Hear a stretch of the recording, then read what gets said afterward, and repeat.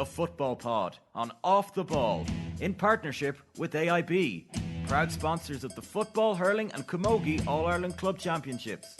Hashtag the toughest. Well, hello there, and you're very welcome along to the Football Pod with Paddy Andrews, James O'Donoghue, and myself, Tommy. That was fun. It was fun. It was fun. And that you know wasn't what? Fun. It was a great bloody weekend. What a weekend, I must say. I thoroughly Shit enjoyed the weekend. games. That was a terrible weekend. Change the rules back. I think the football is just 10 out of 10 at the moment. To get 4 games like that in the quarterfinals, like going back a couple of years, a lot of the quarterfinals were right off. For the 4 of them to be in the melting pot for large spells, good quality football, big crowds, loads of people watching on TV, loads of discussion, talking points. I must say I was delighted, and topped off obviously by Kerry's performance, which was scintillating. And all ye haters, especially Tommy Rooney, calling Kerry soft. Never said it. Yes, you did. You said soft. I listened back. Poor Kerry with a couple of injuries. I'll tell you what, back. you disrespected the kingdom, and it'll come back. It'll come back to bite you yet. And in fairness to Meath, they did another great performance. Fair play to them, and through to the semis. But you got it wrong. I'll take my check. Who got it? You got it said- wrong. you You said- got it you wrong. said Or who? Armagh. Well, I'm just going to say ye. I can't actually remember what you said, Paddy. But Tommy definitely said Armagh by 10. I did not actually say that. Not at all. But you know what, Tommy, boys? when you were on the high horse calling Kerry soft, I was muted. I didn't agree with it. I think you show a bit of respect to those lads. I didn't think they'd beat Armagh, and I did not see that performance coming. Like, to be fair, and Jack O'Connor's comments after, I was actually loving that. Like, if you can't go on a bit of a victory lap after getting all the shit he was getting, like, it was pure spite. It was beautiful stuff. Like, it was great. It was glorious. But I'd say they were driven mad. I'd say, they must have thought. If you think about it, fair enough, they lost last year's semi-final to Armagh. But since then, and even then, they could have and should have maybe won the game. You could argue with the goal chances they had and the mistake by Shane Ryan for Cambridge's goal. Since then, they've won the National League, won the Munster Championship. They were in the quarterfinal. There was literally nothing else they could have done bar beating Meath. And like the writing off they got, I'd say it drove them insane. Because in Shawnee Shea's interview after the game, which he spoke so well, I thought he looked like a solid leader, great character. You could just hear the hurt or the passion in his voice, which I think resonated with everyone. It was just a great day for the Kerry lads, I thought. Yeah. Can I speak? Absolutely, Tommy. Okay, a fellow semi-finalist. A fellow semi-finalist. You can speak. It's going to be a long show, lads. I got a little bit of heat in the tunnel underneath the Hogan stand in and around the post-match of the Kerry Armagh game. Nobody in particular, but there was definitely the odd murmuring towards things that I may or may not have said. But my biggest worry was that things that I had said were getting mixed up with things that Joe Brawley said. So I just want to clear up that I absolutely didn't say. Too similar. and that's not a good place to be. But what I will say is that I'm waiting on my check in the post. Because I fully stand by every single word I uttered on that pod.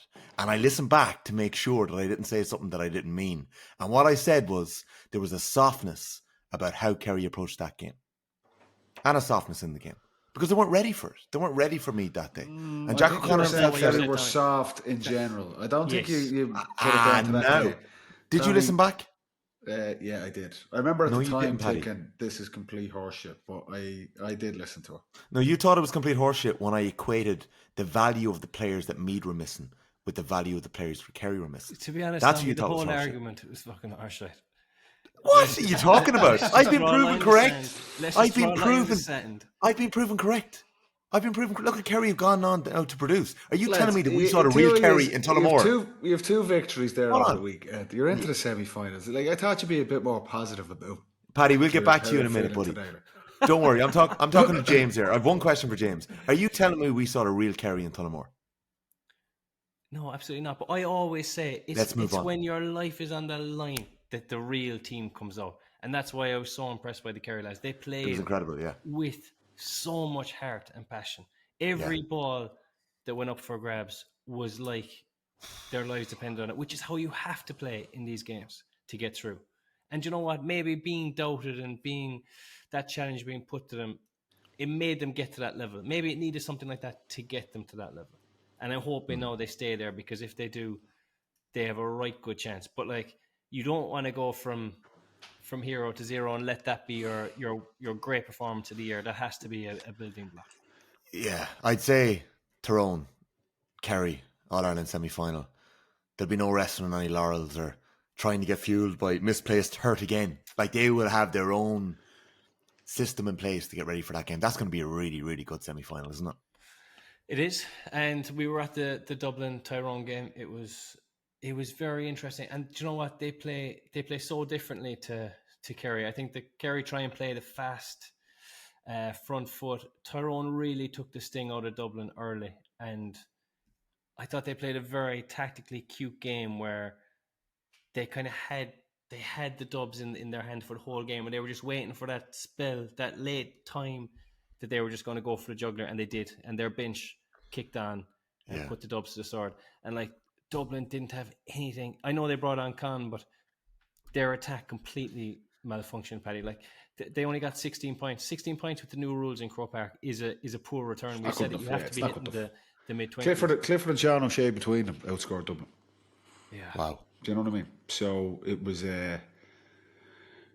I actually thought, this is not sour, I thought the game was bad quality-wise from both teams.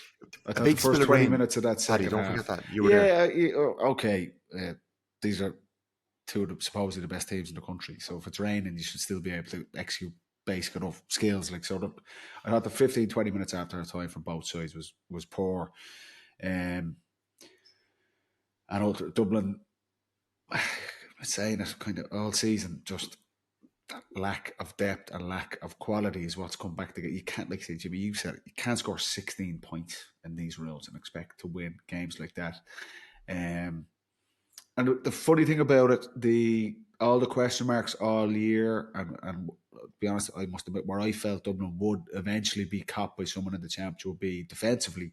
Defensively, they were all right. Full back line kind of held up quite well. Davy Byrne did a great job on McCurry. He gets taken off. Yeah. Murch did really well with Derek Canavan. Derek Canavan kind of Dublin run out of gas. Canavan clips on a couple of scores at the end. But defensively, I thought Dublin were actually okay. Bar just 2 pointers, just passive in that area. It was just, Peter Hart, anytime Dublin traditionally played Tyrone, they've had a man marker on Peter Hart, John Small, but they didn't this year. And he kicks 2 big 2-pointers. But I thought in the first half, Dublin were probably slightly the better team. And when they moved the ball, they counter-attacked quickly. They were causing trouble for that Tyrone defence, but then just missing shots again. 4 balls dropped short, forcing some shots in the first half. And then the second half, the big thing with Dublin, and we said it all year, they don't have a 2-point shooter. And if you look across the 8 teams that were playing this weekend, if you haven't got a 2-point shooter, it just makes it far easier to shut down your attack. Tyrone could afford to drop off a little bit. What Dublin would have done for a Brian Fenton or Paul Mannion at any stage, but particularly under these rules where someone can just clip the ball over the bar from 55 yards easily. They didn't have that threat. Is that not a bit bizarre though? Like, and I mean it in the sense that, could that have been cultivated across the season? I think the teams honestly, I just don't think they actually have a fella clip the ball from 55 metres over the bar. Okay, I genuinely think maybe teams didn't think they needed the 2-pointers. I tell you, it was the case. It's critical. At the start of the year, if you think back, I remember McStay had an interview, and he was going through the actual stats of the 2-pointers. Do you remember that? It was in the dressing room, or was in this. There's a thing around Kerry as well. Remember, Kerry hadn't scored them for ages, Jimmy. Yeah. It was like, are they going for this? And it's like, they're so crucial in these. The games are so tight, and the momentum swing it gives teams. Like, Jesus Christ. Tyrone's first 3 scores were 2-pointers. Yeah, but teams didn't think that the 2-pointer was going to be an issue. Teams honestly thought that the 2-point stats gave the impression early in the year, because it was a wet ball, a heavy ball, a windy ball, that there was only so many shots being taken and even a small percentage going over. And then it got to like the later stages of the league and maybe into the championship, and suddenly there were huge swings in games over the 2-pointers. And now they're like the main thing. I think it kept Such a Tyrone in the weapon. game in the first half because Dublin owned the ball. Yeah. Owned the ball in the first half, but just couldn't get enough scores because Tyrone were chipping over easy twos. If Dublin didn't score, they looked at the most dangerous when they turned Tyrone over. And to be fair, they did work very hard in that first half. They got some brilliant turnovers at times, and then it just could have been inexplicable. Then that Tyrone would just cruise up for McGeary, Peter Hart for 2-pointers, Peter Teague as well. When Dublin kicked the ball and transitioned really fast, they were dangerous. Okay, they again, story of the season, they lacked a bit of efficiency in front of the post. But anytime they were held up and they went into the slow transition, we seen this with Galway yesterday as well, they just had no punch from deep. Tyrone are looking at it, Dublin are hand passing, playing across in front of them. They've no 2-point threat, so Tyrone could just kind of sit there and let Dublin play across in front of them. And then they'd know the cavalry wasn't coming up the pitch, with Jack McCaffrey or James McCarthy, someone coming up, flying up the pitch to break the line. Dublin just didn't have that either. It's just like maybe they were working so hard off the ball in terms of trying to get back and turn Tyrone over. But when you look at that second half, we've seen glimpses of it against Derry up in Uri as well. If Dublin didn't score off their first phase attack, they looked pretty blunt. Khan comes in, to be honest, seeing it, he didn't warm up initially before the game. You thought we weren't going to see him at all. So it was a boost to get him on the pitch. Operate maybe 50, 60%. But just taking a risk to try and get him out there. He actually gets a point, but Dublin attack is probably where it fell down most on Saturday, which is the surprising thing because that was the one area of the pitch throughout the season you felt that they had that. They still had top quality players there, but it just hasn't transpired that way. So it's tough defeat. They can have no complaints. You look at Tyrone coming in, like McElhone, bringing a player like that who's so direct, who's so lively. Rory Canavan thrives when the game is opened up. There's a bit more space. So Dublin just did not have that kick, and they don't, unfortunately. I think that was the way that Tyrone wanted the game to play. I think they would have been happy it being level, maybe 1 down, 2 down, getting these fellas on. Like McElhone looked so lively when he came on, so dangerous, quick. And just at that point he got where he just got it. It was slow attack. He was outside the 45. He put the ball in his toe and looked, and it was Kilkenny that was facing him. But it didn't really matter who was going to face him. There was like a 10-yard gap. He was going to get enough pace up to go around him, and then he clips over a lovely score. And just the pace that the subs had. It's so hard to do it when you're tired. We spoke with that, Jimmy. Like the one thing you want from a sub coming on the forwards, it's just speed. Even if you haven't maybe got them the best quality, the end product. If you are just a director, and we've seen with David Neary for Mayo play well in a couple of games in the group stages as well, coming on with 10, 15 minutes to go. If you've got just raw pace, it causes havoc for opponents. Now, McElhone has the bit of class to be able to finish it as well. What a weapon he's going to be. Kerry need to have some sort of plan to deal with this guy because you'd imagine he's going to get the final quarter, 15, 20 minutes off the bench as well. But like Pascal was a big loss for Dublin as well. He was an all-star 2 years ago and he's just had a bad season disrupted by injury. And Dublin, years gone by, it didn't matter who was injured. It was just the next guy, the next player was going to come through. They couldn't afford to lose players like that. And then obviously not Con as well. So it's I thought they might sneak to a semi-final this year. I never thought they were going to win the whole thing, but it's still just a disappointing flat way to finish the season for them. And like I say, the 16 points, it's just you can't really defend that. You can't expect to win these games. Paddy, possibly not surprising as well. Dessie Farrell called an end to his time as manager. Like it's a double whammy because it means that there's going to be a winter of trying to figure out, much like we know Mayo, Roscommon, Sligo in the last week as well. They've got to figure out what they're going to do in this next step. It's obviously a new era of Gaelic football. So, Dessie, do you want to talk to us just a little bit about because obviously what a legend in Dublin football and what he's done in the last 6 years? Yeah, it was surprising just, he'd said he told the players in the county board at the start of the year. So in one way you would hope that the county board have been working away in the background, preparing to have a successor, that they've been given plenty of notice. No one had heard that outside the camp, which was good. They're obviously a very tight group. It's a tricky one, and I said this on air after the match as well, that it's whatever we're talking about younger players coming through and probably a lack of success. Not probably, there has been a lack of success at underage level. The coaching side of things has kind of been pretty set in Dublin for the last 15 years or so. Like I said, like Pat Gilroy was the last kind of left field appointment back in 2009. he was still playing. He won the All-Ireland club with Vincent's that year. So it was kind of, Jesus, that kind of came out of nowhere. But after that, we knew Jim was going to be the next manager. He had success with the minors and under 21s. And then Dessie was building up his CV, winning minor and under 21 All-Irelands in the background. He was going to be the man when Jim finished. So there's no one like that within Dublin GAA at the minute. So we're talking about changes. The county, John Costello has been county board chairman for the best part of 20 years as well. Unbelievable period of success. He stepped away last year as well. So there's just a lot of change happening very quickly within Dublin GAA from being a pretty serene position. Like All-Ireland champions was 2 years ago. It's amazing how quickly it can happen. Yeah. I'm just, there's a little bit of talk, right? And I'm just looking around at some of the websites here, and Ger Brennan is obviously a name that's been touted 10 to 11 in one place. Declan Darcy obviously was involved with the Dublin background team just a little further back there. Mick Bohan, who would have coached the Dubs in your time and obviously been involved with the women's team and other intercounty teams in DCU. Jason Sherlock is in around 7 to 1. Funny, Jim Gavin and Pat Gilroy. I can't imagine Jim Gavin going back at this stage. No. And then 16 to 1, the Dublin under 20 manager Kieran Farley and Paddy Andrews. What? Have you something to tell us, buddy? What's going on here? Should we be putting a bit of money down here? This is my last show.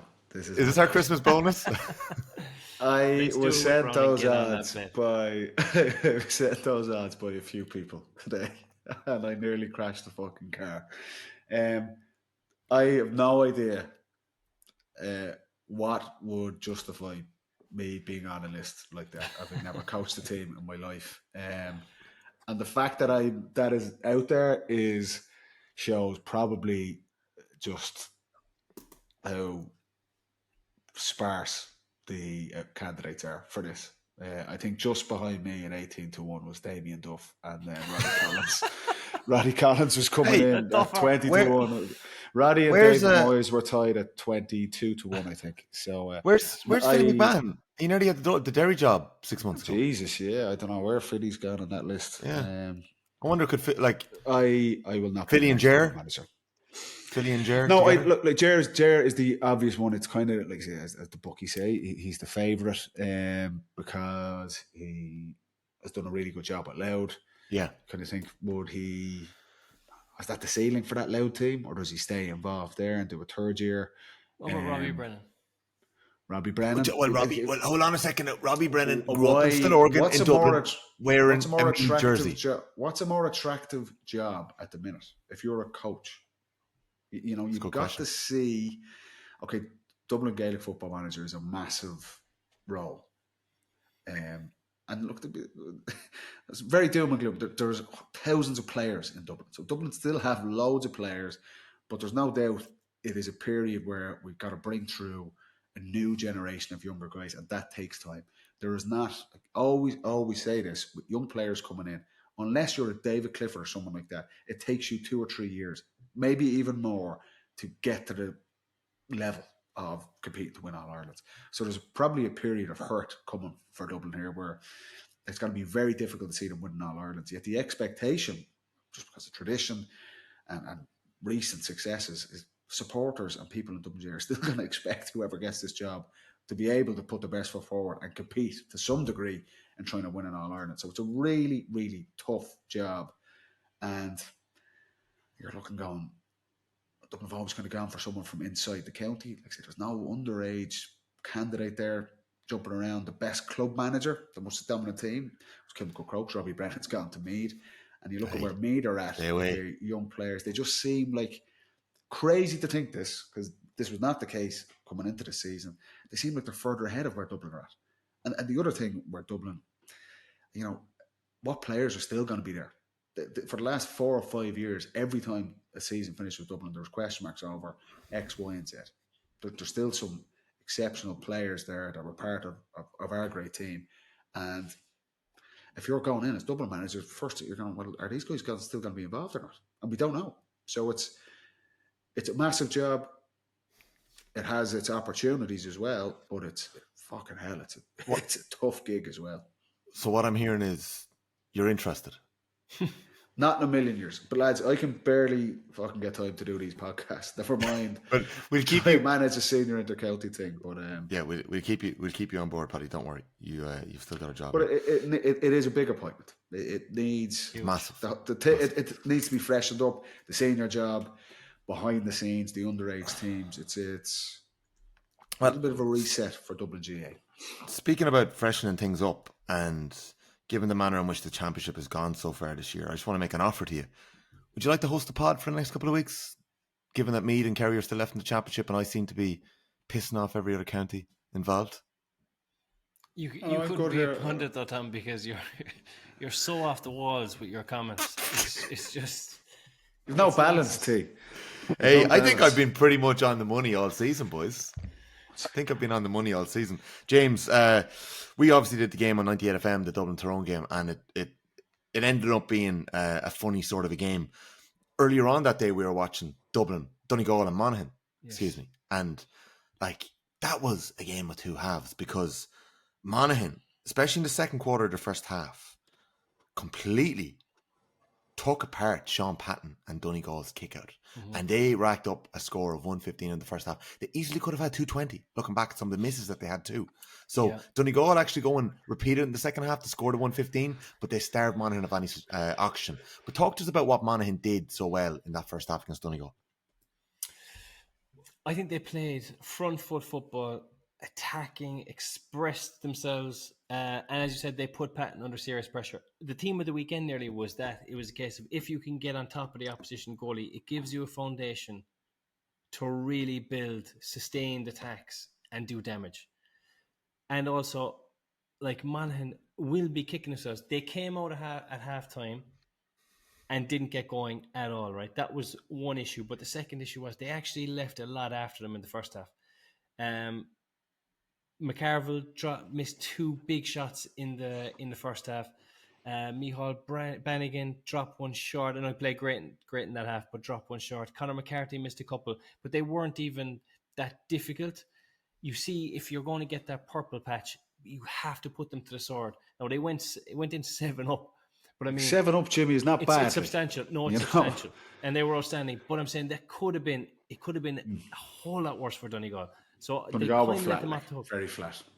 Just before halftime, Monaghan have a very clever attack. Hooter goes, set play, get begging up, and he throws an absolute outrageous outside the right, miles over the bar from miles out. It was just phenomenal. It was like a statement score, right? So they're 7-up. And instead of running into the dressing room and, celebrating, Andy Moran brings them in, settles them down. And at that stage, I was like, these fellas expected this. Like, they've watched Donegal, they know that they have their number maybe, that Donegal are going to be tired, they look set, and I was like, at that stage I was thinking, Monaghan are going to do this.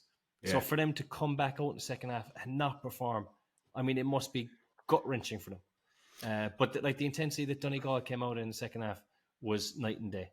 They started tackling kids. Yeah, they started you got to give Donegal a bit of credit as well.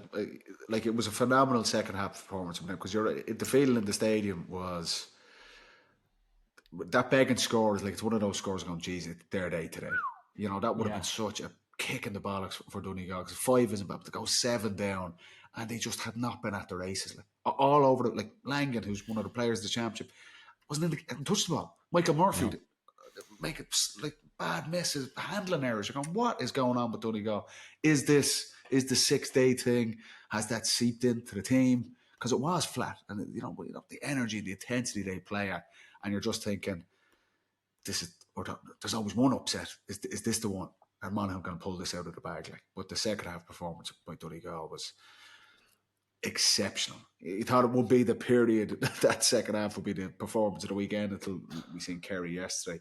But Paddy, the Monaghan press on Patton as well, like that was ballsy in the first half. They went 4 in the full forward line, 4.5 forward line, 4 up at midfield. You know how dangerous that is with someone like Patton, who they played Mayo in the fucking Hyde, and he kicked to the opposition 21. So to be that brave to push all the way up, and they got the rewards off it. It couldn't have went better for Monaghan in that first half. Andrew Woods with kicking scores of a lifetime out there. So it was an unbelievable performance.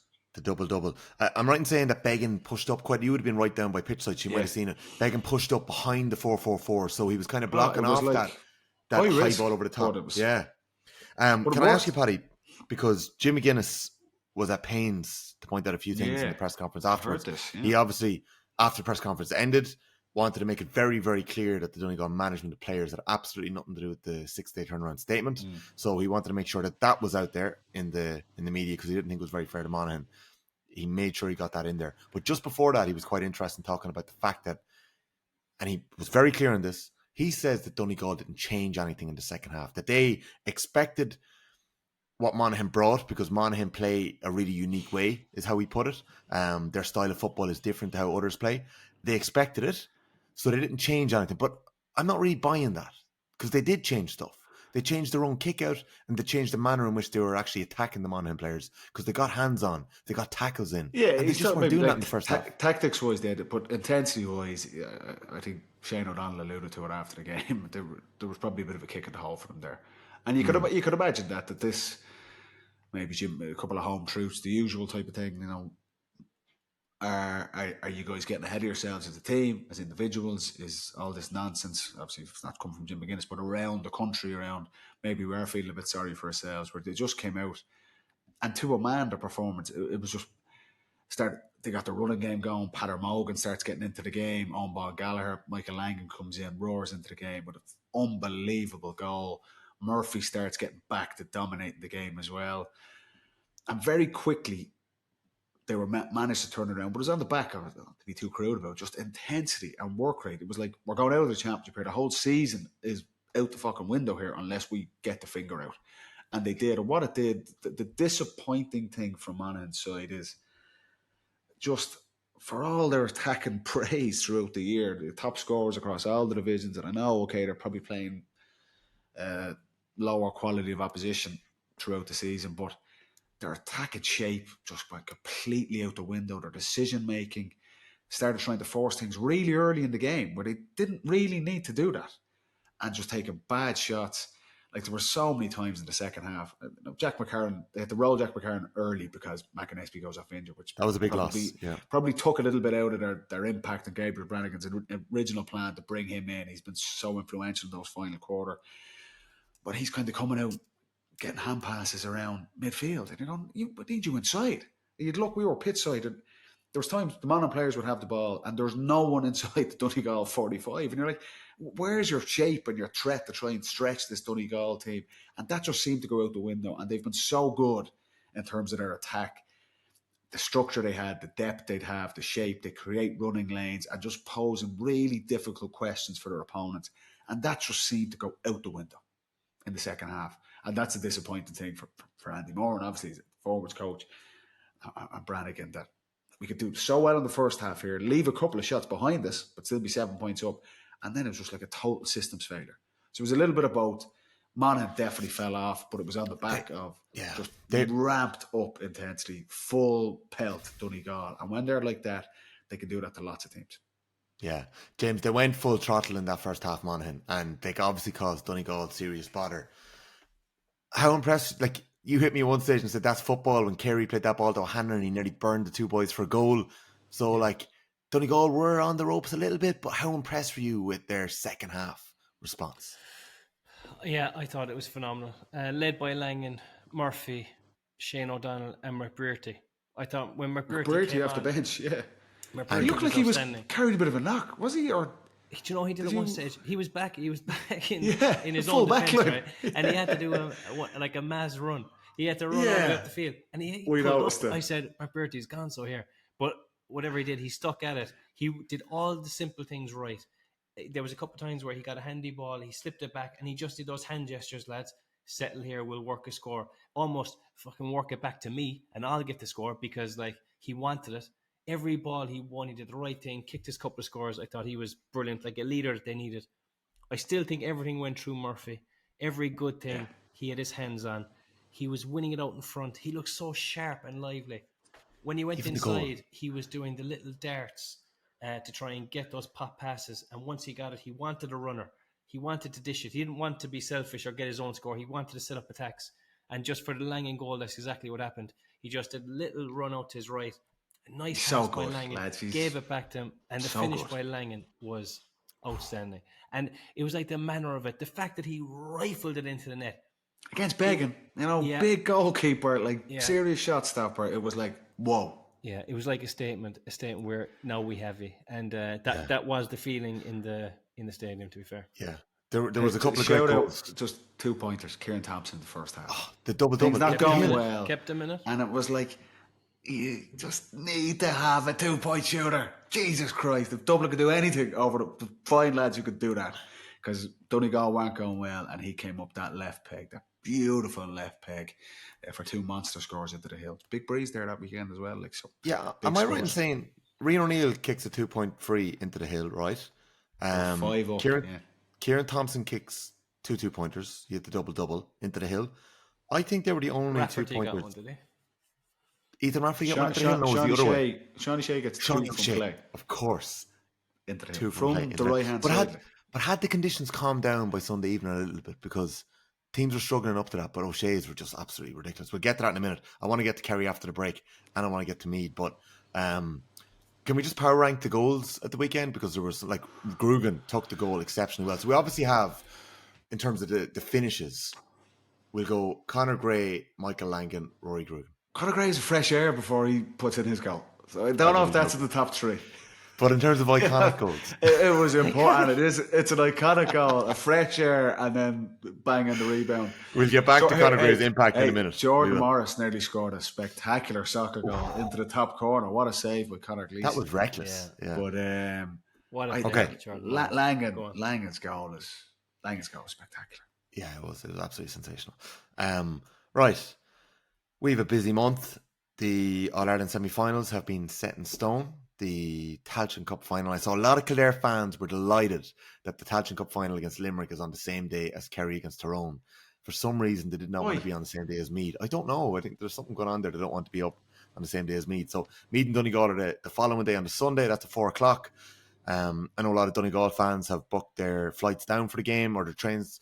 There's no train, obviously, but buses down for the game. And I know a few have booked their flights for the final as well. So best of luck to them. In 2 weeks' time, and then there's obviously the All-Ireland Junior Football Final as well. Semi-finals will be on the Friday, and the Junior Final will be on before the Donegal and Meath semi-final. After the break, we're going to talk about Sunday's football, because there was some sublime stuff after the second half, after the first half of Meath and Galway. That was a bit of a funny first half, but after that, the Kerry Armagh game, second half of Meath and Galway was brilliant.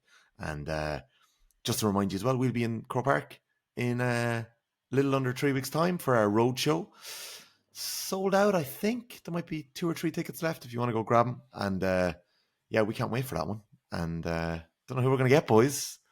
I'll cancel all the Dublin lads. Line up the Meath. Line up the Meath crowd. Hey. If you don't get to the final from here after all your shouting. Come on, James. I mean, James, don't be doing me this service now. I've been coy. You know the real me, and I've been pretty quiet. You've been coy, for fuck's sake. You've been a disgrace. Is the only way to describe your behaviour. Absolute disgrace. Well, I won't be able to do the show. I'm going to be. I'm bringing the Football Pod brought to you. Yeah, you should. Football Pod brought to you every single week by AIB, proud sponsor of the Senior Football Championship. Check out #TheToughest for more. We'll be back after this.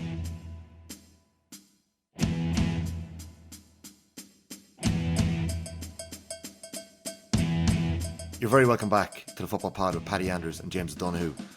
Lads, that was the warm-up in the first half. Let's just get to it. The Royals, they've taken down Galway. For the umpteenth time this season, Galway were on the ropes. And to my mind, I thought they were going to have the answers. I thought they were going to do another rope-a-dope and come away with it. And that 2-3 in that spell where Meath had gone 5-head, and next thing Galway come back and take charge. It was seconds, James, that they absolutely disintegrated the Meath lead. Yeah. It was just Sean Rafferty went off with an injury. It was a bit of a miscommunication there. Comer come on around the same time. Meath had just gone 112 to 9 points up. We might come back to that little burst in a moment. But Gleeson gets a kick out. Silk fields it. Hickey gets booked for nailing Comer. Walsh nails a 2-point free. A little over 60 seconds later, the Meath kick out goes over the sideline. Finnerty, that Beautiful hand pass, skip ball into Killian McDade, back of the net, goal, 112 to 111. Then they get the next point from a free after Darcy hits the post, and then a goal in the 58 minutes. So the whole lead evaporated between the 54th and the 58th minute. And it felt at that stage with Galway 212 to 112 up that was that. Paddy, you were sitting beside me. Why didn't Galway get the job done? We did. Like, when Conor Gray gets the goal for me, you're thinking you were on their highest of horses then. And it did look like Galway had been so lethargic for the entire game up to that point. We came into the final quarter and just think, like say, they've been down this road before and they managed to pull something out of the bag. But they were just, it was such a disjointed performance right from the off. They just never got going. Just so sloppy on the ball. This is like top quality players just going through the motions, sleepwalking through the game. And in 5 minutes, that burst, Galway showed the whole country, everyone's waiting on this. This is what these guys can do. Really direct. Like McDade, Comber comes on, kicks his point. McDade, just that power play running through. And when they get 3 points up, I thought that was it. I thought they're after fucking pulling this out of the bag again. But you have to give unbelievable credit. And some of the Meath players spoke about this after. The resilience to turn that around. Now, Galway fuck up a short kick out, which is, I just can't get over Galway, that all the size and physicality and specimens they have around the middle. And outside of Keane Darcy, they just don't win kickouts. And it's incredible. Look at Johnny Marr, Matty Tierney, Conroy only comes on. Comer, to be fair, has been missing for a lot of it. But you've those guys, and Conor Gleeson his go-to kick-out is just put it down and go long. And because they were getting absolutely cleaned, Conor Gray comes on and is like a man possessed around the middle for me, Tommy. Like, talk about a guy using his physique and his size, which Galway just don't seem to do at all. He just comes in and he's cleaning. He doesn't care who he's getting. Everything is going back to fucking next week. The ball, everything. So Gleeson goes short with a kick out. They turn him over. So why would you go short when you've got these guys out there? And what Meath had was, outside the end, really well organised. The belief they have and what Robbie Brendan has done with that team and those players deserve unbelievable credit. Because, to be honest, no one outside that camp would have them in this position. But they clearly believe it. But they have serious quality in Matthew Costello and Jordan Morris. That when the opportunities present themselves, and Morris gets off to a bit of a ropey start, Tommy. We were looking, I think he 3 misses his first 3 shots, but he just keeps the show on the road. He's so dangerous. And down the stretch, when Meath needed, when someone, either Meath or Galway, needed that little bit of composure, be clinical, Costello's pass, you're talking about Rob Finley's hand pass, Costello's pass, he could easily lash at that, try and be a hero. He sees Jordan Morris out of the corner of his eye, plays it in, and Meath fucking resilience to come back. When that game is won, they lose it, 3 points down, you think, for all the world, the whole stadium's thinking Galway have pulled this out of the bag, but those players didn't believe that. And a phenomenal finish by them.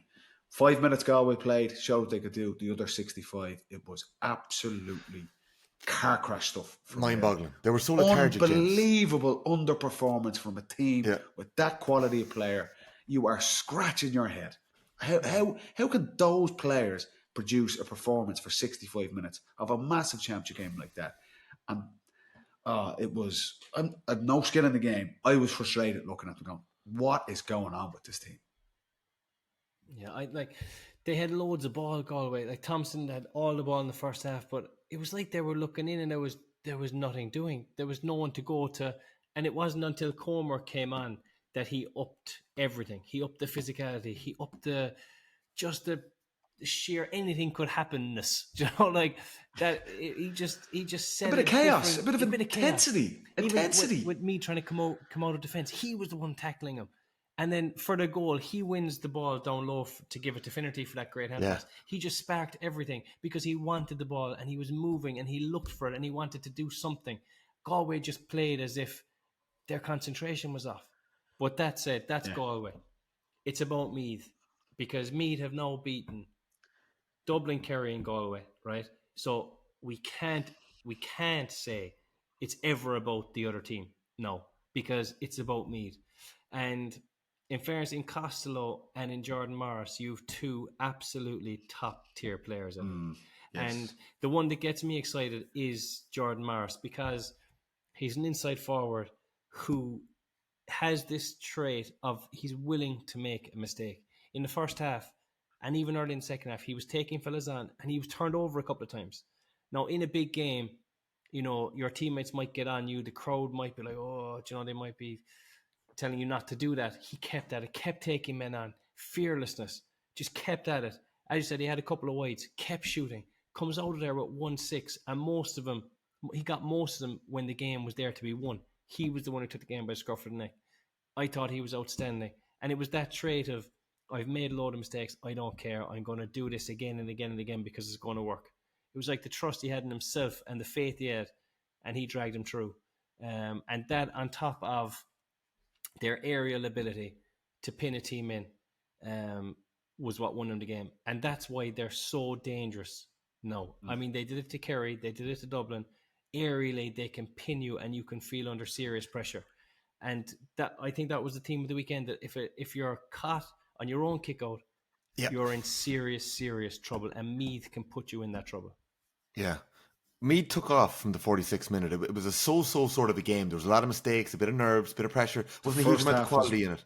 Poor enough, lads. It really, like Rory Kinstler's point, it was really tight, stood out. But it was low quality. For sure. Kinstler's point stood out because you had this big turnover down underneath the Hogan and the Hill. And next thing, there's a kick pass to Costello, a kick pass down the line to Kinsler with the outside the left boot underneath the stand, and he cuts in off. So does the right, puts up points with the left. But Galway going 1-up. Meath come back into it. 46 minutes and 30 seconds, 9 points apiece. Meath take off. Conor Gray comes onto the field. This fella emerged during their Thatching Cup winning campaign a couple of years ago. Had pneumonia last year, picked up a couple of big injuries. First kick out, he comes through Paul Conroy and breaks it back about 30 yards. Meath get a 2-point free that Billy Hogan misses. Second kick out, he comes through Matthew Tierney, breaks it straight to Rory Kinstler, leads to Morris Point. Then Gleeson goes short to Johnny McGrath, and Frayne very nearly catches him the way Rory Grugan caught out Dylan Casey. Conroy spills the ball in that attack as Gray is coming at him, turns him over, and it leads to actually a Galway attack to drop short. Next time, the next move ends up in the Conor Gray goal. Like the impact this fella has immediately when he comes in. But his biggest play of all, I felt, he breaks another kick over at Darcy, but he wins one of his own kickouts late on in the game. When Meath have now restored their lead after the Morris goal, he makes that fetch when Billy Hogan needed somebody. And Meath having that presence was absolutely huge. And it's like, I don't know, James, we saw it in the Kerry game, and you mentioned it right there. If you can get on top and you can boss the ball there, you've got such a platform to attack from. 100%. And I know it from even when we were playing, and when I started out, every kick out was long. So the corner forward's in the game all the time. I said, if a kick out's going short, you're out of the game. And oh, God, the only way I'm in this game is if I'm chasing the cornerback around the place. Whereas if it goes long, you're on constantly. It's like you're busier. I think Jordan Morris played off that as well. But do you know what's interesting about the kickouts and things? Joyce has lost faith in his big boys, right? He's dropped Conroy. So why wouldn't he, Jimmy? They're just not performing. I know. They were wiped by Dublin. They were wiped by Derry at midfield. And it's like, they're not using their size. The most basic fucking thing. Like, Conor Gray does not do anything exceptional out of the ordinary. He just comes in and has an attitude going, when that ball is in the air, I'm taking everyone out with it. And Galway just do not have that. I don't know what it is. They have the size. The one who competes. Keane Darcy wins kickouts, even wins two big ones at the end, to be fair to him. But like we were all season lads. Thought, look at McDade, Tierney, Conroy, Johnny Marr, all these guys. The 5 or 6 lads are all over 6. Peter Cook. Yeah. Like, how can you not? How can you not use that physicality? And it's not rocket science. When the ball is in the air, what are you seeing? Why is that happening to him? Well, if you think, look, he's dropped these people that these excellent players that we've been saying all season who were going to compete for kickouts, right? McDade was dropped, Conroy was dropped. He'd taken off Cook after 44 minutes. He takes off Tierney. The proof is in the pudding, really. Like, it's not working for them. It hasn't at all worked. And when Meath competes so well in the air, Galway had nothing to turn to. And obviously they get caught with the short kick out, but I think that under the new rules, if you're risking the short kick outs, you're playing with fire. We saw it in the Kerry game. It's not Conor Gleeson's strength either. Short kick out's not his strength either. Like, Yeah. And you look at the personnel Galway have, they should never be going short. Like, Jesus Christ. And it's... No, but to the dressing room, like, I can imagine the Galway players in a meeting or whatever, and the fellas I think are speaking are Conroy and McDade and maybe Tierney, and they're the fellas then that are just whipped off or dropped. But what does chemistry was just do, off Jimmy? this year. He probably has to, but I'm saying, yeah, it has does. to do something. Your leaders have to. We always say your leaders have to perform, be there, because otherwise it eats away at the group. If otherwise fellas are looking around going, well, who are our leaders if he's taken off these fellas in the melting pot of our championship matches? I think they, out of all the teams that are knocked out, they must be the most disappointed. Like, in a way, Armagh, okay, they've given up their All-Ireland title, but they were blown away by Kerry. There's nearly like, it makes it a bit easier to swallow that defeat. Whereas that Galway team, name one Galway player that can come out off the pitch there yesterday and go, we performed. Anywhere near the level I know I can get to personally or collectively as a team. And when you lose a championship match that way, that's a tough one, particularly the journey that team have been on, near misses. And the big fear for them, I don't like saying this, but you have to, has that group of players missed their opportunity to get to the top? We had 2 finals and didn't get the job done. Felt it was there for them in last year's All-Ireland final as well. But their performances, not just yesterday, that's throughout the championship. Like you look, that game in Salt Hill, Dublin have like small enough players and they're out competing. That's all it is. Literally just chip the ball up and aggression, and they're winning the kickouts over. Same up in Celtic Park with Derry. Galway could have been out of the championship 3 weeks ago, lads. But the performance yesterday was, Meath came in, and this is where the Robbie Brennan factor of Meath was we don't give a fuck who these guys are. We let everyone else, nearly a bit of the old spite that Kerry showed in their performance, let everyone else outside this camp talk. They believed they were going to win that game. If you don't believe in that, you don't come back from being in a win position and go 3 points down in the final 10 minutes and still manage to pull it out of the bag. And just the attitude. Kieran Coffey just milling, lads. It's amazing to see. And if you have that, you've got a massive chance. And it's the exact, Galway just had none of that. Probably better quality of player, on paper, the old fucking Donegal thing from 4 or 5 years ago. What a team on paper. But they have got nowhere near the standards they would set themselves throughout the entire championship. And when Meath needed it, do you know what? Just the space, even the structure of Galway's defence. When Meath were winning these kickouts, Jordan Morris is like, couldn't believe his luck. The whole Galway defensive system just seemed to be out the window. Every time Meath got into their half, it looked they were going to score. And you would have felt that, Jimmy, there were times in your career, you're just hot. You have so much energy to give me the ball. These fuckers cannot handle me. Yeah. And Jordan Morris in the last quarter, every ball he gets. We were kind of saying to me, they can just keep the ball and run down the clock here. I was like, just give it to Jordan Morris. He takes his man on and goes through, fists it over the bar. He was just on cloud 9. He took on 3 of them. We were like, keep the ball. And he's like, fuck this. I'm just going to score another point, lads. It was unbelievable. His hot bounce is absolutely delicious. James, like, he's playing his football in the minute in King's Cross Stars in Cavan. He would have grown up in North Meath, and we'd all have been aware of his prodigious talent. I would have known him when he was a kid as well. Like, he had 133 scored in the league, right? He was flying it. He was in the form of his life. And he gets that injury, right? And it looked like it could be a season ender. Like, it looked like it could be 18 months, even longer. And, like, coming back from something like that could be making, like, you mightn't come back the same player. You might not, like. And he seemed to get a bit of a break in terms of the manner in which the injury transpired. He makes a miraculous enough recovery. In the last 4 championship games, he's come on and won, and he started 3. He's only scored 1-6, and he ends up with 1-6 yesterday. It's like it's a fella whose career flashed before his eyes. He's just grabbed it now with both hands. And I think that's the theme of that Meath team at the minute. They really don't want to let their careers. What age is Jordan Morris? He's around the I'd say is 23 or 23. Is he 23 years old? Yeah, wow. Yeah. Okay, wow. He's like Kieran Coffey is 21. Rafferty's in his first season. He's 23 or 4. Rafferty. Do you know what? A moment in the game which was so inspirational was when the ball was kicked to Conroy just around the middle of the field, and it was Maher. It was Johnny Maher. It was Johnny Maher. And Rafferty beats him out to it. You should have heard the noise, James. Yeah. James, you should have heard the noise. I nearly went deaf sitting beside fucking Tommy, Jimmy. He nearly fell off the 7th floor when Rafferty hit him.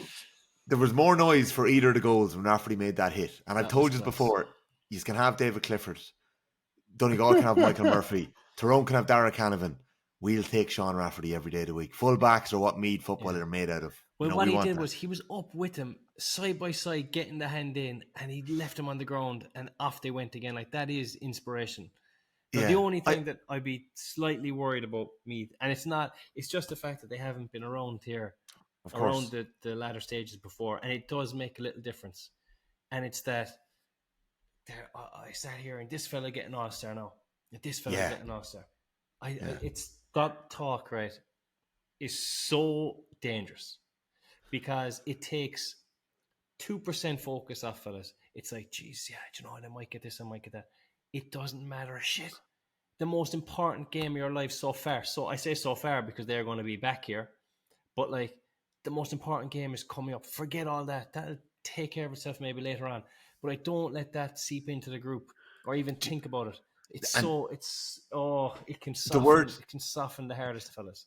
Hey, and that word is a fairly triggering word in GA circles. We know it ourselves, given how it's been uttered in this pod in the last few weeks. Do you think there is a danger that a young team like that, who are being just moving in this direction on that journey and are fully aware of their own, I think they're aware of their own limitations. I think they are aware that they're on a journey and that they weren't ready to win that Leinster final against Louth. They didn't perform as well. I actually don't think they performed as well as they could have in the Galway game for large stretches, but responded. Do you think there's a danger of that, James?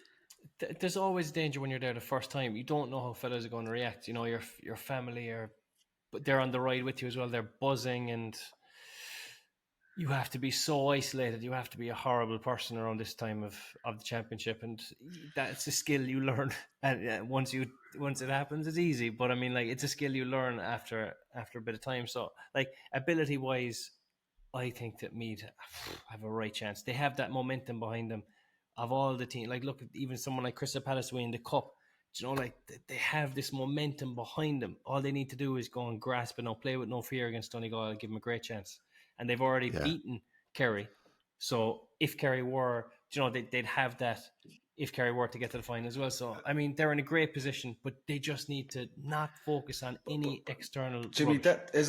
That's where Robbie Brennan sets the tone for that. And everything he says, the impact he seems to be making on that team, because we were looking from the outside in, I would be amazed if he allowed that type of thing to come in. And players like Donald Keoghan, these guys, legendary players there, been around the block before.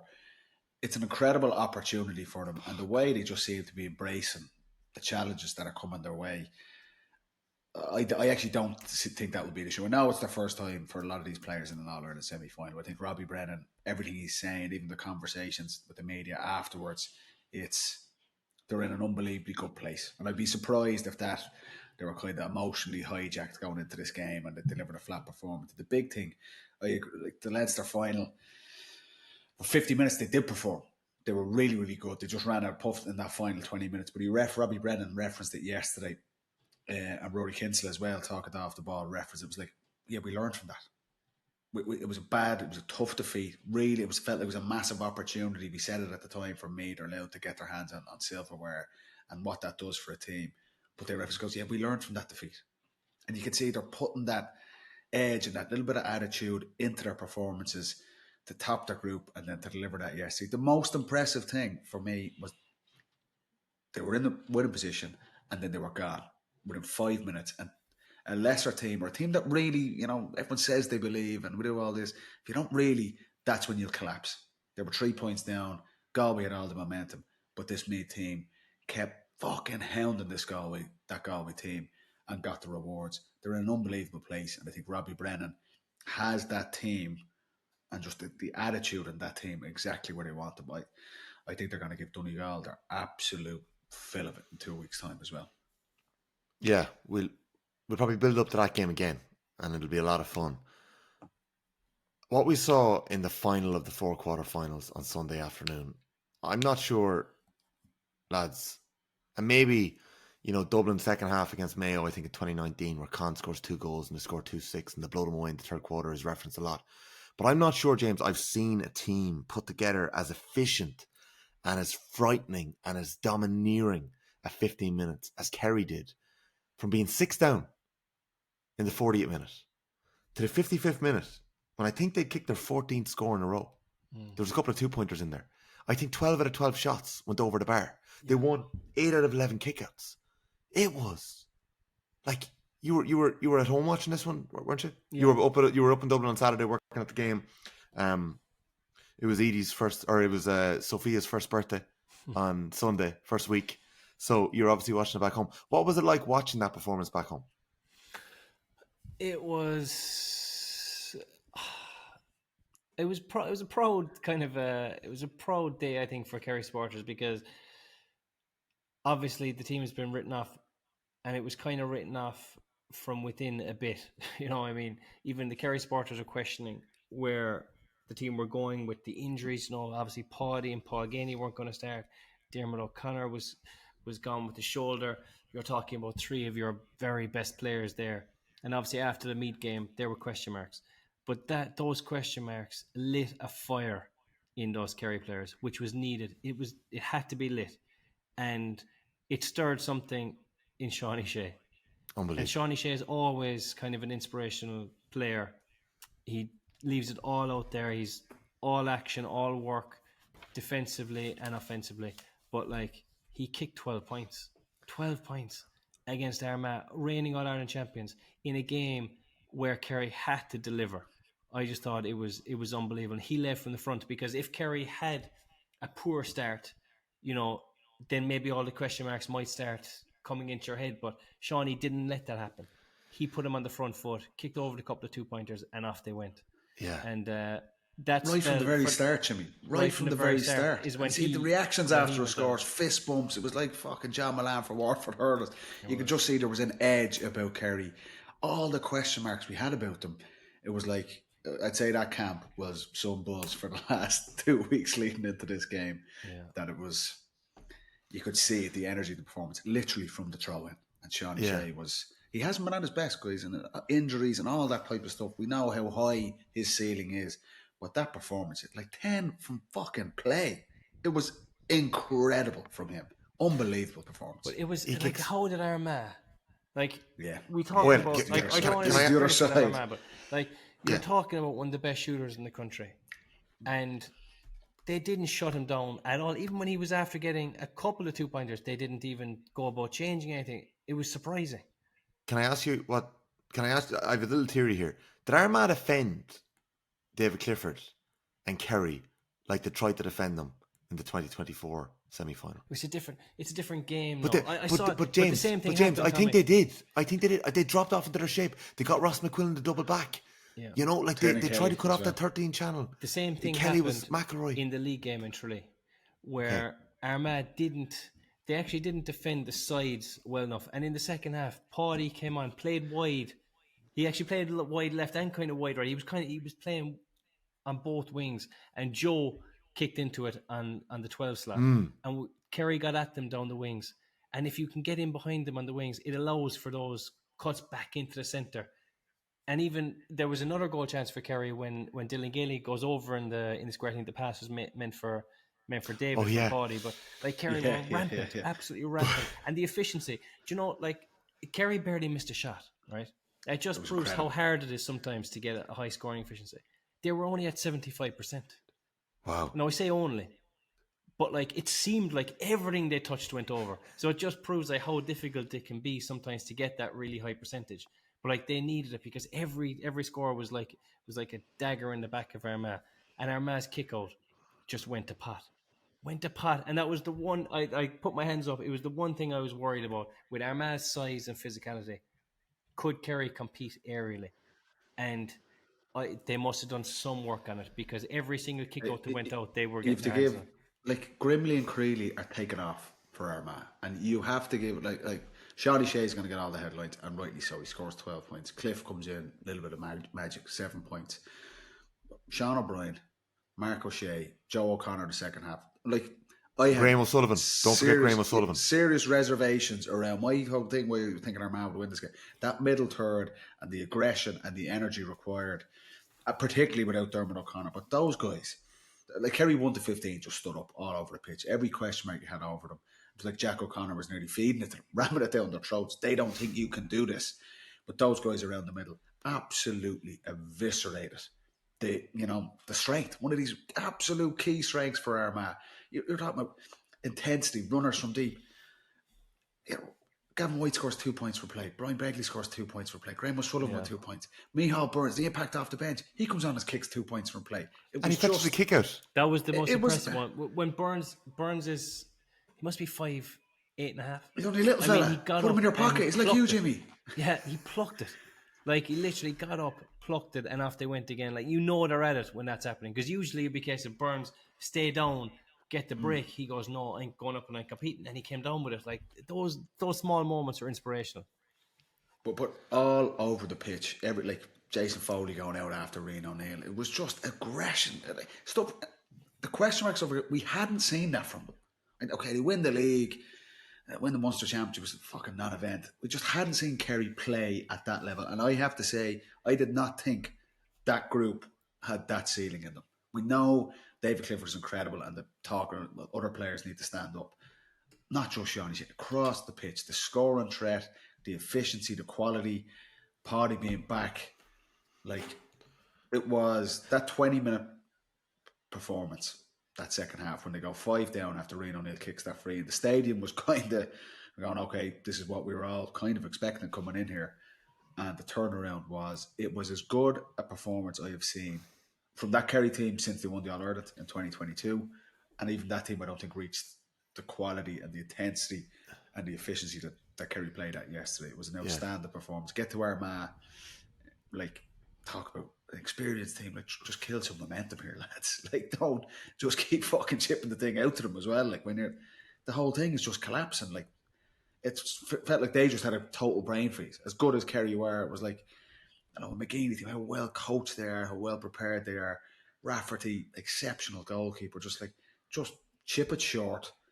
Someone go down with the classic head injury here. Stop the momentum here, because it was, in 10 minutes the game was gone for them. 5 up to 8 down. Exceptional from Kerry, but Armagh will look back at that period and just go, a team like them, how they could allow that to happen to them. Just total systems failure. But defensively, it does show that without those extra few bodies, and we spoke about it earlier in the year, so many defenders are not comfortable. There's less bodies for safety, and when the ball is dry and it's Croke Park, there's no hiding place. It's such a forward field. It's an advantage for the forward. And like, a couple of scores that Clifford got were just outrageous. My favourite one was the Armagh kick out, and it falls to Graham O'Sullivan, and he looks down up the line in half a second, just kicks down the line. Now, you might think that that's not a great pass, kind of down the line, putting Clifford maybe away from goals. But any pass to Clifford like that, is a good forward pass. like that wants that ball. He wants that ball because he has to jump to catch it. So worst case scenario, he's getting fouled. He's going to get pushed in the back. But if he doesn't, then it gives him time to turn. And he gets turned and he throws it over. And it was just an unbelievable score. And I thought those inspirational scores, Kerry have them. They have them in the locker, like so. They're going to be. Even David Clifford was fist bumping. He's doing the double fist bumps to the crowd and all. It was just, and this was like 50 odd minutes on the clock, and he's normally very cool, calm, collected. It was like just epitomised what Kerry were about yesterday. And you know what, lad? We've said this before. All the stats, all the analysis, all the preparation, and all the mind above, stay in control, all that stuff. Telling players or telling the team that they're shite has some impact. That chip on your shoulder is still so important in sport. It's so important. Even at the elite level, you think, that's for pub teams and stuff like that. Kerry arrived in there, and that was a performance of absolute spite from Jack O'Connor, from those players. It was like, you fuckers, wait till we show you what we can do. And it was Armagh yesterday. Any of the other 7 teams over the weekend, if they came up against Kerry in that form, would have been blown away as well. It was that little bit of chip on your shoulder. Fucking hell, it does count for something when you have it. I thought it was interesting, James. They had the C11 recovery truck in with the ice baths outside the dressing room, so they were ready to rock. They knew they were going to be back in 2 weeks' time. I thought that was a nice little one, and they were getting in and out of them as I was trying to catch one of them for a post-match chat, and Graham O'Sullivan very kindly popped over for a couple of minutes, and we had a nice chat with a couple of interjections that we might talk about again down the line. But like, as Paddy is saying there, the satisfaction in that spell when you're proving maybe what you're seeing in Killarney Stadium, or what you boys know what you can produce yourselves in a group, you know what you can do. Obviously, they will have to park it and move on and get ready for Tyrone. They'll do that very quickly. Like, the draw was made as the Kerry players were coming out of the dressing room and crossing over to the hotel. The draw was being made and they were passing by us. And I let a few of them know over my shoulder, Tyrone. All they did was nod and say, all right, perfect, and kept walking. It wasn't going to faze them, whoever they were facing. But the actual satisfaction of delivering on that, can we just luxuriate in that in a minute? What's that like when you all click in that flow state and it all just comes together? Well, it must have been some feeling for them, because I spoke on the other part about what it would be like maybe to be in that huddle before they go to Croke Park, and with those question marks, with the doubt, and with maybe questioning each other, and with maybe they had to have a tough meeting and tell each other a few home truths. That's powerful. But then going up and delivering, and that feel-good factor of, yeah, we know we have it, we were right. And look, we've developed a few new players, and we're looking even better than maybe we thought we were. And you know what? It was a tip of the cap to the new rules as well, because 32 points in Croke Park against what you would say is a solid defensive unit. It's the All-Ireland champions. It's the All-Ireland champions. It is. 32. It's fucking 32 is so right. When I saw 3-0 up, and when I saw 30, I don't think I've seen 30 points kicked by a Kerry team in a long time. Like, so yeah. They kicked it against Clare, and I think Tyrone put it up against Cavan. But yeah, did they kick it against Clare with goals, or rather than? No, I'll get it for you in a minute, but it's been done twice this year. Yeah, it's like to kick that in Croke Park, I just thought was outrageous. But the feeling for them after, it must have been. I can only imagine that it would have had to be downplayed again, which is it's just the nature of the beast. They would have gone into the dressing room, a couple of high fives, and next thing, lads, well done, but I'm sorry, no, there's bigger fish to fry here. Let's forget about this. We're on to semi-final. Get some grub, get your recovery, and down the road. And I think there's enough leaders in that group to do that. The way Sean Shea spoke after the game, it really did seem like he's a great leader in that dressing room. I think they have a couple of those which will see them through. Just what is a downside for Kerry after the weekend? Tom Sullivan came off again, I think. I think it's a calf injury again. It's just such a recurring injury, and you could just see he was dejected. It's another injury to the Kerry camp. Evan Looney making his first start, and he came of age. Like, some of the Kerry boys really came of age in that game, and what a boost that must be. Yeah, and again, it was another thing that was said that maybe Kerry don't have the depth. Again, look, there's more games to play. I think that those fellas will take such confidence from that, and Jack will remind them that they've delivered in the and not having to rush Paul Gainey back as well, Jim. Yeah, you know, like if they were struggling, maybe they have to bring him in and try and force a game, and they could end up in a situation like Dermot O'Connor where probably brought back a bit too soon and he's knocked the niggle. So Gainey, for him, here's an extra 2 weeks, and what's he got to be like? He wants to be involved the next day as well. But you said it, when you put in a performance like that, where all the talk and all the preparation before, but to go out and deliver it and that style is just, it's why you play. That is that feeling, you know. And I know it's not a final, so you can't luxuriate in it too much, but I'm sure some of those Kerry lads on the bus back home yesterday evening just had a moment to themselves, and it's just like that feeling of just satisfaction, just for 5 minutes, just going, take a breath and just enjoy it. It's why you play. It's why you do all those things, to go out and put on a performance in a massive game like that. It's a special, special place to be, and they'll feel that the big challenge. And I agree with Jimmy. You've teed it up, and look, Kerry are very Jack O'Connor experience they have. It's not going to be a major issue, but can they replicate that level of performance? If they get to that level again, they'll win the All-Ireland. That's the other three teams cannot get to that height. Donegal at their best. That performance, nobody can match that level, but can Kerry match that level again, get back to that height?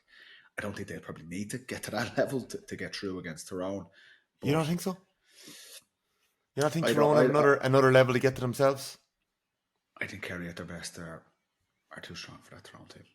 But this is the thing, yesterday's performance was outstanding, but on the show last week, we were talking about Kerry have the capacity to play quite poorly as well, and that creates its own challenges. But their ceiling, that performance yesterday was a performance for the ages in the second half, and the confidence that will give that team, it's for sure.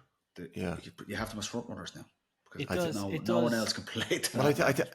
It was incredible. It was beautiful to watch as just a Gaelic football fan. It's going, fucking hell, this is stunning stuff. I don't know what I have in my head of Donegal yet. Tommy, at that level, that performance, no team could. Oh no, sorry, that was. Well, like, honestly, I've never replicate that for the next 2 games is very, very difficult. I've never seen a spell. I've never witnessed or experienced a 15 minutes like it. It was breathtaking. Perfect. Like, it was perfect. But I do think it depends on who. It's not a case of who wants it more, simple as that. But like, you gotta play with that unbelievable level of passion that Kerry showed. And like it's when you're questioned personally and as a group that it brings out that anger in you. That's what Kerry need to get back to again. And again, just like me, there's going to be taps on the back now for those Kerry players. Now they're more experienced at dealing with it, and they're I mean, fellas like Shawnee Shea and David Clifford have had so many pats on the back over the years that it'll be water off duck's back literally. But like they have to just get to that level again, get to the pitch of it again. Because Tyrone are going to be waiting for them, and they are going to get to that level. There's no doubt about it. For sure. And James, like I just thought, and we were obviously commentating on the game, it's probably a different experience. I watched it back afterwards. The savviness of the Tyrone side, like they have so many players from their 2021 All-Ireland winning side that are still involved. I know, but it's a different game, Tommy. I know it's a different game. I mean, it's night and day. It's a game of attack. It's a game of absolute balls out attack and kickouts. Okay, that's the two things it is. And whoever can sustain attacks, have a high conversion rate, win a few kickouts, wins. Attack. Tyrone will want a lot more from Darren McCurry and Darren Cannon. 100%. I'm their biggest fan, exceptional forwards, but they've been a little bit off it the last couple of weeks. And if Tyrone are going to call it, because it will be an upset, Kerry will be favourites for this game. They need those guys red hot. Big pluses for them, Matty Donnelly and Peter Hart. They've got what warriors and just control. We won't do it. When we have the ball, nearly they're all Murphy plays with Donegal. We have the ball in our hands, everyone else can kind of chill a bit. And Kieran McGeary is getting back towards the form we know he has. And then these 2 young lads coming off the bench, Rory Canavan and Michael Home. As you said, Paddy, that space, it's they've got a handful, a little bit of sugar. Little bit of sugar. What a game! What a game it will be! What a game! Before we go though, I just want to have a word on the All Ireland champions Armagh, right? And I think Tyrone have had their warning in terms of how Armagh dropped off, and we spoke about the defensive shape and the amount of space they left for the shooters outside. I actually thought Conor Gainey had an outrageous amount of space as well. I know Paddy comes in from, and maybe the shots didn't drop for Gainey, but like, those chances are going to be there if a team drops off at any level. If you've got the shooters to take advantage, I just don't think you can set up and defend like that anymore. Well, I think it's obviously a new era. Before that, I agree. I think if you have individual forwards and they're hot, there's literally no stopping them if they get the ball. But that's my point. You have to stop them getting the ball. You have to do the work out the field and in those aerial duels and on those kickouts. I think that's where the time has to be spent. In Robbie Brennan's interview, actually pre-match against Galway, he was asked, "What have you done in training?" And he said, "Kickouts. We've just tidied up kickouts." And I think that it's going to come down to that. If you can get your hands on primary ball, you don't have to defend. You're the one on the attack, and you're putting the opposition keeper under pressure by getting a shot off. So that's where it's going to come down to. Kerry have to get to that level in the air again, and maybe that's the area that Tyrone will focus on, to try and early win the ball, slow the game down with those long attacks, which are also very hard to stop, and kind of take the sting out of the game, like they did against Dublin. Yeah. Kerry didn't really tie down Oisin Connerty either. I know he can't tie down everyone, but Connerty, I thought, ripped him apart a couple of times. He's an unbelievable form. So I don't know if that's something that Kerry need to look at. 121. Yeah. Still got wiped. So it wasn't like... That's what it's disappointing for them, because they just ran into an unstoppable force in that second half. But they were a point up at half time, having not really been at their absolute best.